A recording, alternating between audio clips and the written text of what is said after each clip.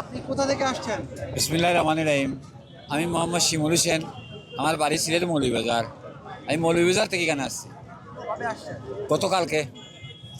আপনার মাথায় ধান, আপনি ধান নিয়ে কেন আসছেন? ধান নিয়ে আসছি, আমার ক্ষেতের ধান। আমি একজন কৃষক, আর আমার দলের লোগো হচ্ছে, মার্কা হচ্ছে ধান।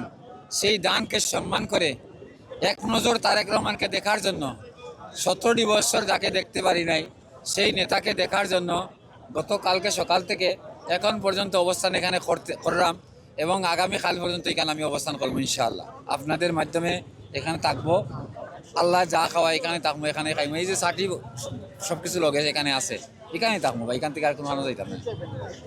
তারেক রহমান দীর্ঘ 17 বছর নির্বাসিত প্রবাসী জীবন শেষে বাংলাদেশে আসছেন।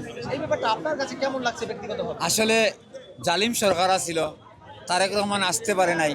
তারেক রহমান হচ্ছে শহীদ রাষ্ট্রপতি জিয়াউর রহমানের ছেলে, তিনবারের প্রধানমন্ত্রী বেগম খালেদা জিয়ার ছেলে, যে গণতন্ত্রের মা, বিএনপির চেয়ারপারসন, বাংলার 18 কোটি মানুষ যে চেয়ারপারসন লাগে খানদের, সেই তার ছেলে হচ্ছে তারেক রহমান।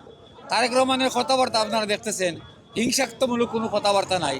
তারেক রহমানকে জনগণ ভালোবাসে, এবং ভালোবাসাটা আগামীকালকে এই বাংলার জমিনে মানুষ বুঝতে পারবে তারেক রহমানকে কত মানুষ ভালোবাসে। কোটি কোটি মানুষ ইতিমধ্যে ঢাকা শহরে আছে, কিন্তু এখন দেখতে পারতেছেন না। তাও দেখতেছেন আগামীকালকে তো না, বিকালে মনে হয় এখানে জায়গায় পাবেন না। সেজন্য সার্টি পার্টি নিয়ে এখানে এসেছি, নেতাকে এক নজর সামনাসামনি দেখার জন্য। আমার নেতা আসার পরে এদেশের ভাবমূর্তি, এদেশের যত সমস্যা, এদেশের সব সমস্যা ইনশাল্লাহ দূর হয়ে যাবে। মা মাটি ডাকছে।